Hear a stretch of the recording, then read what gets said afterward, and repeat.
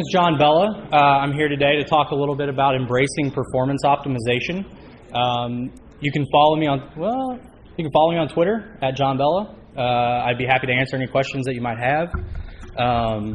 So if there's something that I don't cover, feel free. And if you're too shy to ask questions during the Q&A. So what is performance optimization when we talk about it? It's the science of making websites faster in a nutshell. So what we're talking about is perceived speed versus actual speed. When we talk about making websites faster, we want to make them look like they're faster. Nielsen did a study in 1993, and they found 3 critical limits in users. At 0.1 second is the limit for having the user feel like something is happening, like the system is reacting. 1 second is the limit for the user's thought to remain uninterrupted. 10 seconds is the limit for keeping the user's attention on the dialogue. So let's frame this a little bit more. How does performance affect the bottom line? Marissa Mayer was at Google in 2006, and they did an experiment where they increased the number of results from 10 to 30, and what they found was that it reduces the load time, or it increases the load time of a page from 0.4 to 0.9 seconds. And in that experimental group, they found that search revenue and search traffic was down by 20%. And they surmised that it was the increase in load time that was to blame. Again, in 2008, Marissa Mayer was still at Google, and she was speaking at Google I/O, and they talked about an experiment or some optimization they did with Google Maps, where they reduced the payload by 30%. And what they found was that requests increased by 30%. And finally, Mozilla did performance optimization in 2010, and you can find this on their blog. They talk a little bit more about it. They predicted that if they shaved 1 second off of their load speed, it would increase downloads and conversions by 2.7%. What they found was, in reality, they reduced the load speed by 2.2 seconds and saw a 15.4% increase in downloads.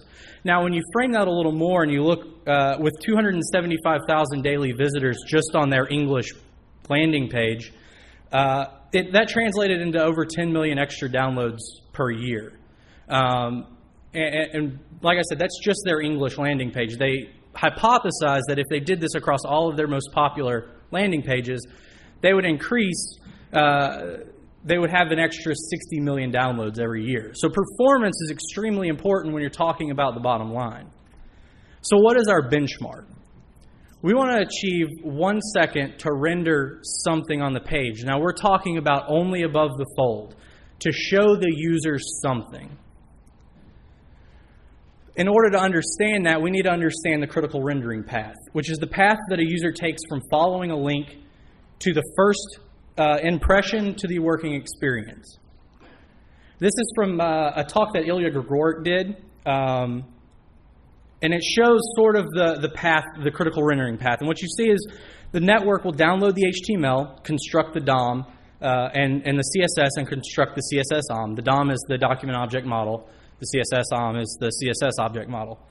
And it will combine those into the rendering tree, and it will lay it out, and then it'll paint it. But we're missing JavaScript. So what happens is the browser will download the HTML, CSS, and if the JavaScript is at the top of the page, it will download that before it renders anything. So we're not actually giving the user a good experience. We're making them wait, especially when you frame that in the context of a mobile browser.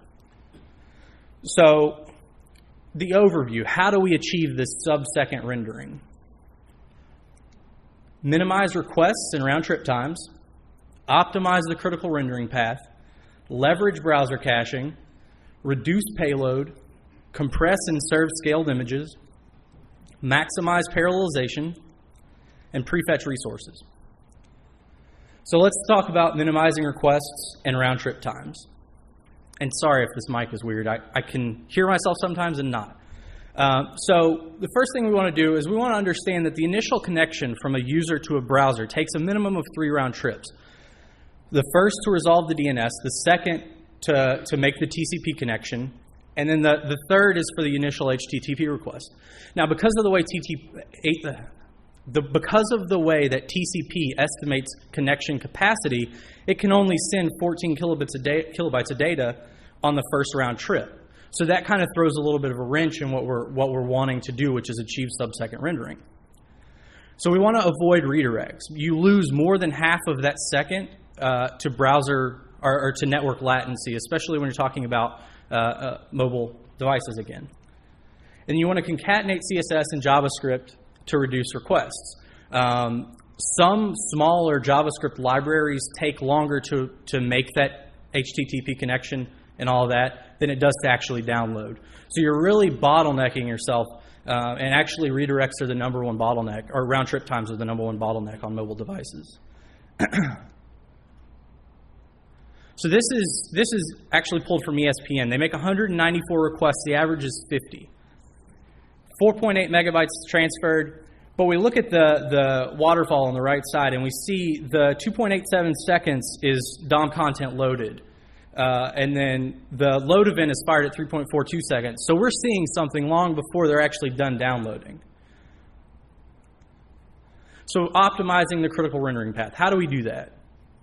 CSS at the top, JavaScript at the bottom. It allows the page to render progressively. Remember, we called back to the critical rendering path. It's going to download all that stuff before it renders. Scripts block subsequent downloads, but downloads that are already in progress will continue to be in progress. Browsers can't process CSS incrementally, so it all has to be downloaded before the browser paints. And if you take the top off of a browser, it looks a little something like that. So optimizing CSS. Don't download from an asset domain. We'll talk about the parallelization a little bit later, but basically we want to already have that DNS before we start fetching other resources. What I mean by that is once the connection already resolves that DNS, you already want to be downloading CSS. Avoid duplicate rule sets and otherwise bloated resources. I talked a minute ago about the CSS plugin. That's a Ruby gem. It'll look for selectors that have duplicate rule sets that'll help you kind of comb down that CSS and get it under control. Don't use add import in CSS. Each use of add import, unless you're using Sass, which pre-processes, is a new HTTP request. So you're kind of hiding those in there. And inline CSS above the fold. What happens, remember that 14 kilobytes that you can send back. If you put all of your HTML and some of your above the fold CSS in that inline at the top of the page, you can render something without actually having to make any external requests, and then you can make those external requests while the user is seeing something. But that doesn't mean to inline CSS above the fold, all of it. The reason is you lose the ability to leverage browser caching. HTML is not cacheable, so what you only want to limit that to the CSS that is above, or the elements that are above the fold. Leverage browser caching. That was a nice segue. Cache rules everything around me. If you're a Wu-Tang Clan fan, you'll understand that one. Cache resources using far future expires header and cache control headers. Specify last modified and e-tag headers. What that'll do is that'll allow the browser to send conditional GET requests to the server, and if it's got a resource that is cached already, it will compare those versions, and if it's the same version, it won't download anything, so you can reduce that payload. Load major libraries from Google-hosted libraries. This is a bit of a controversial topic. Alex Sexton, I don't know if any of you listened to Shop Talk Show. He was on Shop Talk Show, and he talked about if you combine jQuery and Modernizer and load it from and serve it from your own server, it actually is faster than if you use Google-hosted libraries. The reason that I like using these is because the odds of someone hitting your site already having these in their cache is a lot higher than it is if you're serving it from your own domain. So you can almost eliminate the need to download jQuery, Angular, whatever else it is that you're using. This is just an example of an expires header. It shows you expire by type, you set sometime long into the future. I prefer to use something like 10 years. If they're not clearing their cache for 10 years, awesome. Reduce payload. gzip and compress. Gzip compresses based on repeated and repeatable strings, and it can reduce most files by about 75%. So you're serving the same information, but a lot smaller. Minify. Minify, especially if you're using Sass, you can just output minified CSS and just not have to worry about this step. There are tools that'll help you minify. I'm not going to cover them right now. But minifying removes unnecessary comments and spacing, reducing the file size. So compress and scale images. There could be entire conferences, entire months to talk about this. It's a hot topic, I guess you could say.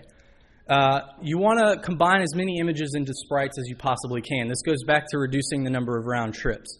If you combine your primary assets, logo, whatever else it is that you're serving into one image, you can reduce those HTTP requests. This is a neat little trick that I first heard about from Scott Gell of the Filament Group. If you save a JPEG at 220% size at 0 quality, it'll actually compress down to a smaller file size than a JPEG saved at 100% size and like 8 quality. So it's a neat little trick to serve scaled images for Retina. You can serve the same size image to Retina and non-Retina browsers. Picture fill and the picture element. Again, there's not enough time to go into all of what these things are. Picture fill is, again, from Scott Gell of the Filament Group. It's actually what he came up with before the 220% JPEG trick. And it's in the HTML5 spec. Possibly they're working on it right now, and they're also working on source set to serve different images based on tests against the browser to see how big the screen size is and several other metrics and things, so that you can serve the right image to the right people and nothing else. Baseline versus progressive JPEGs. This is a little, again, this goes back to perceived speed. They're actually about the same file size, but the way that it renders is baseline JPEGs render from top to bottom. Unlike Drake, who is started at the bottom, progressive renders layered scans in increasing quality, and you can specify how many scans that you want, 3, 4, 5, and what it'll do is it'll download and it'll render that first scan as a super small file size so that you see the outline of that image and you can start kind of seeing what it is. Again, it's not really any faster, but it goes back to perceived speed. Maximize parallelization. That's a hard word to say. The HTTP 1.1 spec suggests that browsers only download 2 components per hostname in parallel. So asset domains allow you to fetch more resources in concurrency.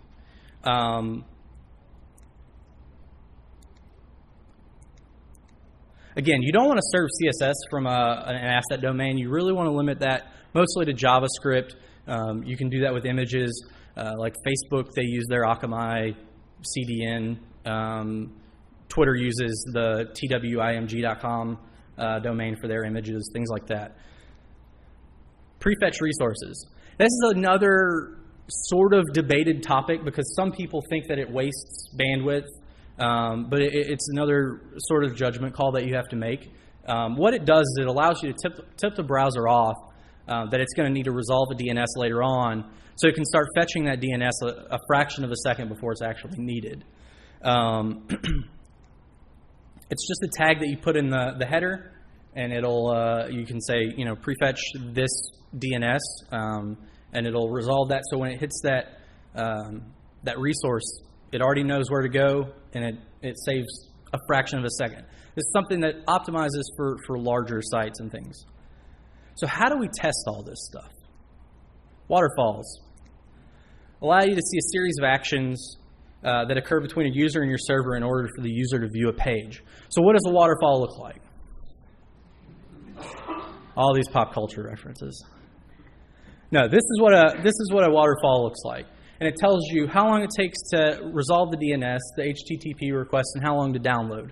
And you can see sort of the concurrency that certain files are being downloaded in, and what is kind of blocking your rendering. Real user monitoring. This is a sort of like Google Analytics, but it's more involved than that, and it focuses a lot more on performance.